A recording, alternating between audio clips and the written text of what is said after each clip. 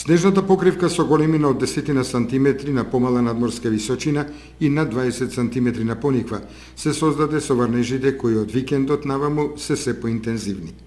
Патниот правец од шумската куќа до Пониква во неколку наврати беше непрооден и создаваше проблеми во одвивањето на сообраќајот.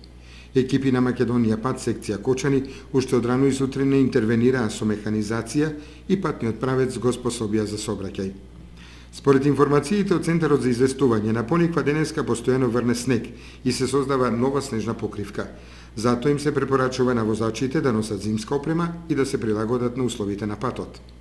Механизацијата на Македонија пат Кочани навреме ги заврши сите потребни подготовки за зимската сезона, што значи дека е оспособена да се справи со снежните наноси, мразот и другите временски неприлики.